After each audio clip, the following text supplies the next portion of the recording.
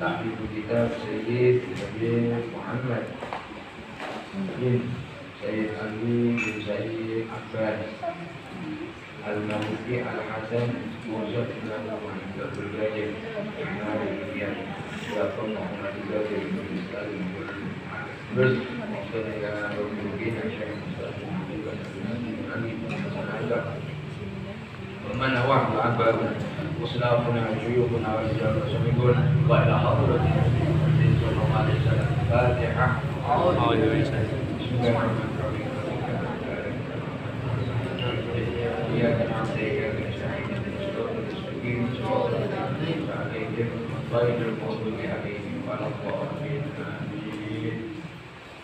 Bismillahirrahmanirrahim. Kalau mu'alif pada fa'ali wa bi'ulu bibitari amin ila angkol. Sebelum melanjutkan jadi pokok bahasan tentang apa? Wajah yang mulia, beliau ini akan saya sampaikan satu perkara yang sangat penting. Kenapa?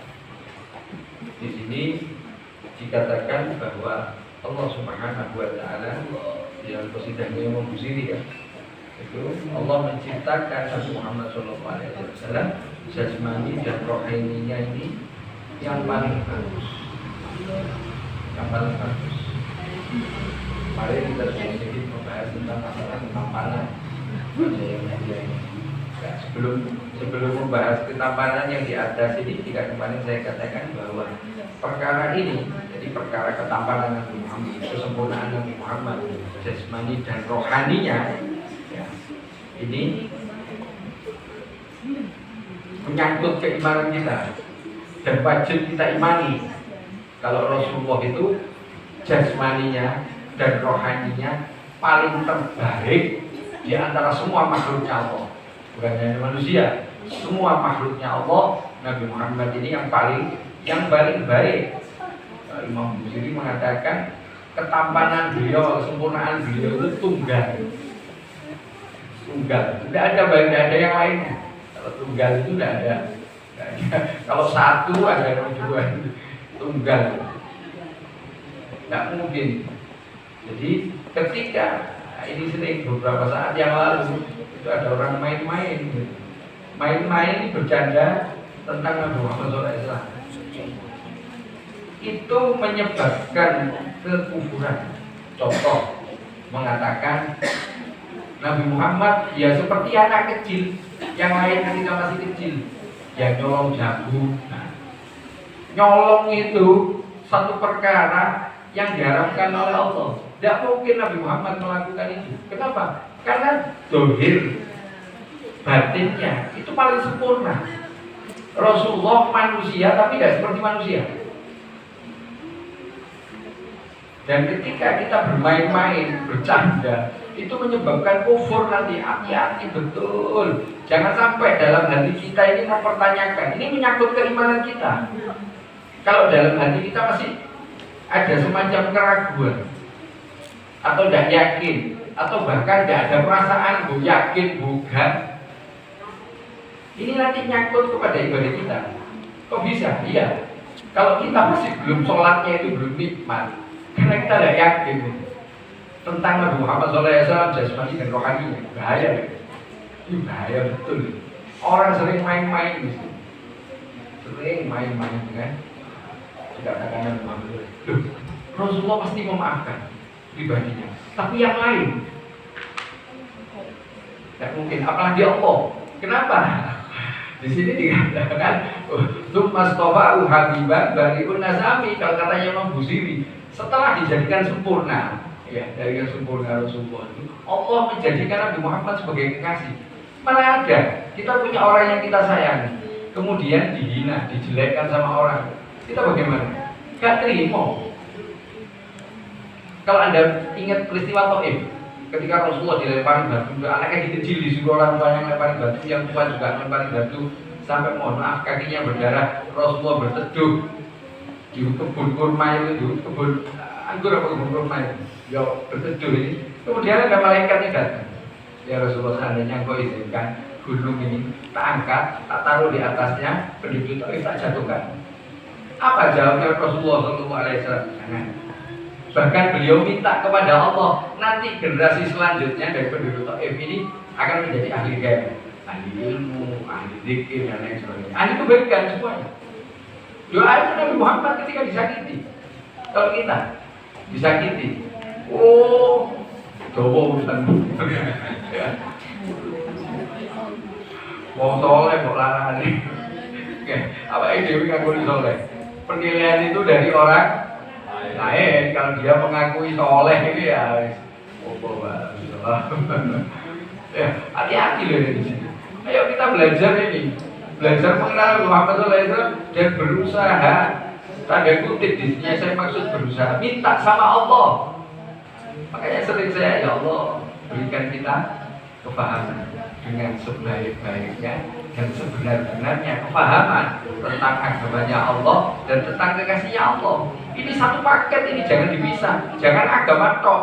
Kalau Anda mengatakan agama tok, loh, Anda tahu agama dari mana? Kalau kita runtut tetap kepada Nabi Muhammad SAW. Kita bisa seperti ini, jasa paling besar Nabi Muhammad SAW. Loh, pahami itu. Kita bisa sholat, kita tahu sholat, kita tahu tata cara wudhu, kita tahu cara berbagai macam bentuk ibadah, bahkan cara-cara yang menghasilkan ibadah yang sangat berkualitas. Itu dari siapa? Ya dari Nabi Muhammad SAW. Bukan dari siapa-siapa. Cuman yang lain dari kita mungkin yang terdekat guru kita. Gurunya dan guru kita dari siapa? Dari gurunya terus sampai Nabi Muhammad SAW. Semua pujernya itu kepada Nabi Muhammad SAW. Orang yang paling baik sedunia, seantero jagat raya, sealam semesta, Nabi Muhammad. Paling moman, paling sabar, semuanya ada pada diri Nabi Muhammad SAW. Tidak ada yang selainnya. Saya kasih contoh, satu saja saya kasih contoh tentang ini enak diomong, sulit dilakukan. Tentang sabar. Orang paling sabar siapa? Nabi Muhammad. Beliau ditaruh kotoran unta di atas punggungnya, ditaruh jeroannya unta di atas punggungnya. Marah beliau? Tidak marah.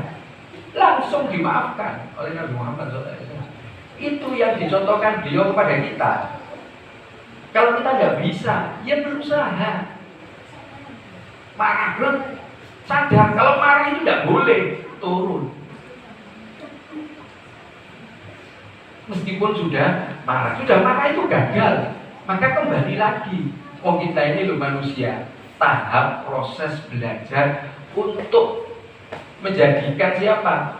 Bisa mengikuti Nabi Muhammad. Uswah itu Nabi Muhammad, suri tauladan. Kalau kita nggak kenal Nabi Muhammad, bagaimana kita ibadah? Bukan ibadah jasmani saja loh ya.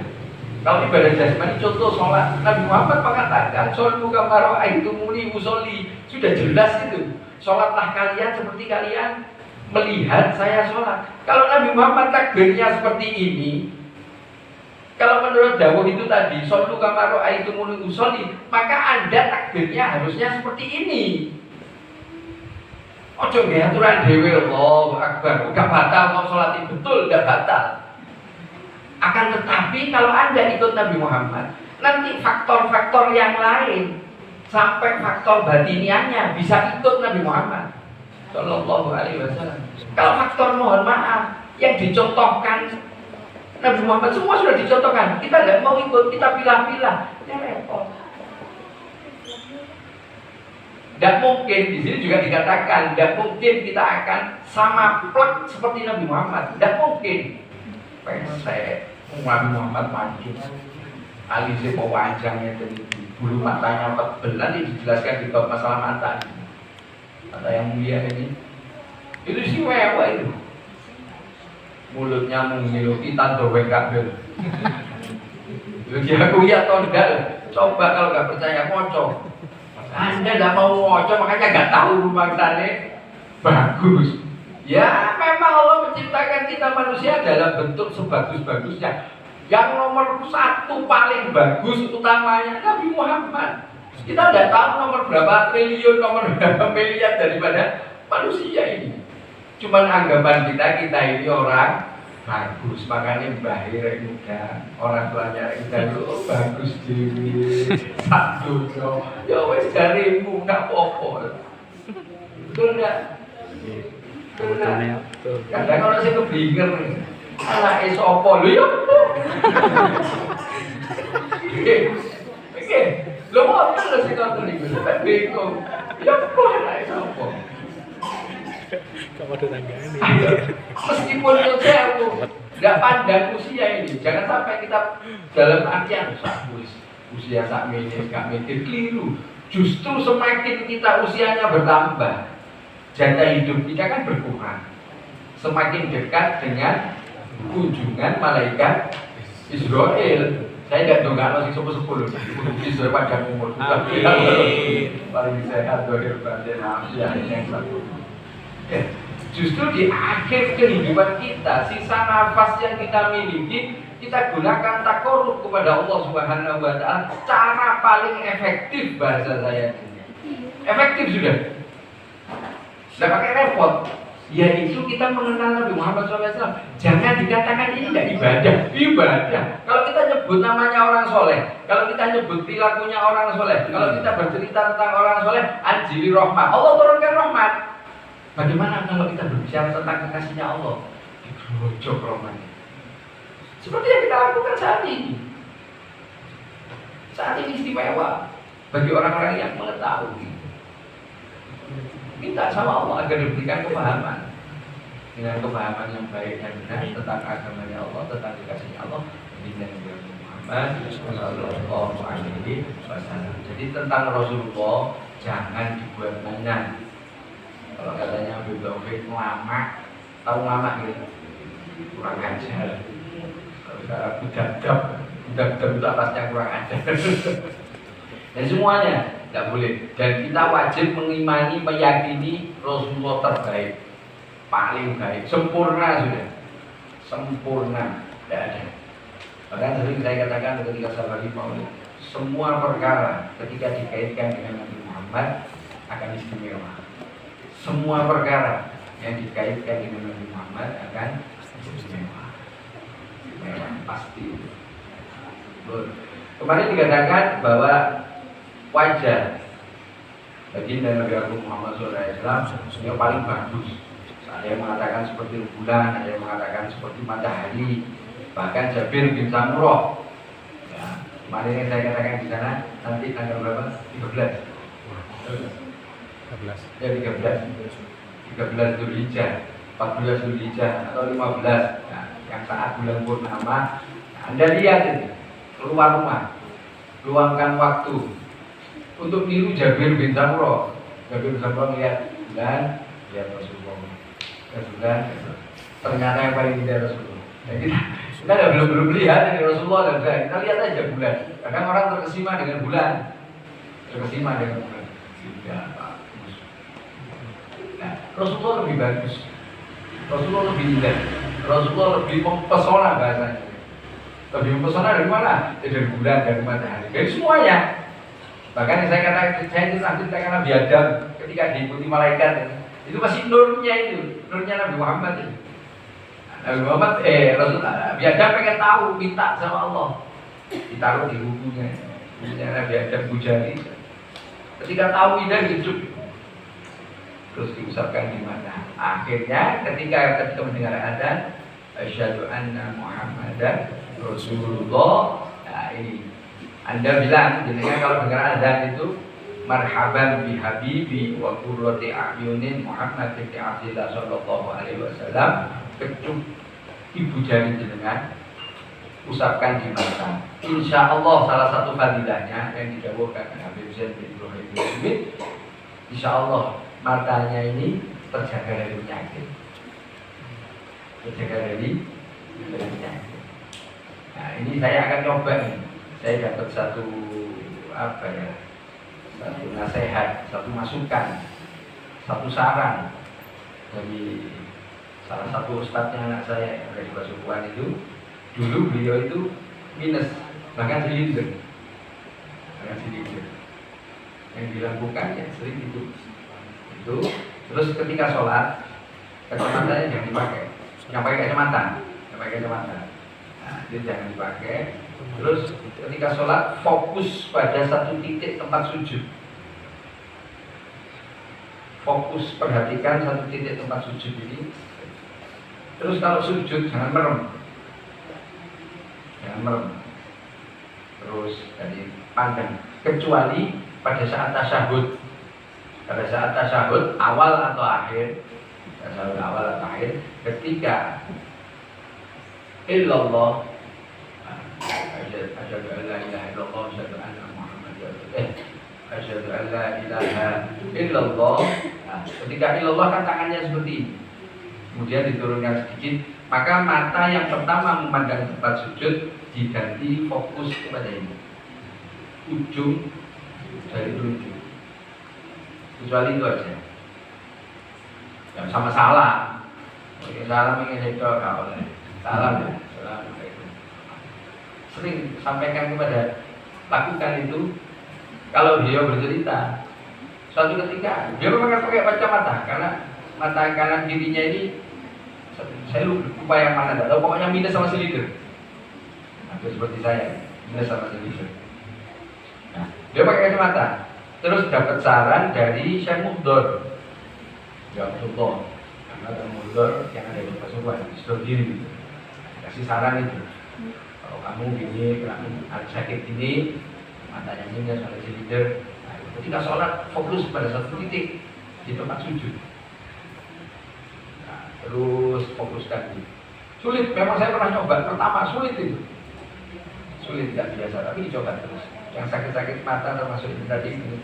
Dan beliau ketika itu suatu ketika pada saat ngajar ambil kacamata, pakai kacamata pusing, dilepas itu udah pakai lagi, ternyata sembuh.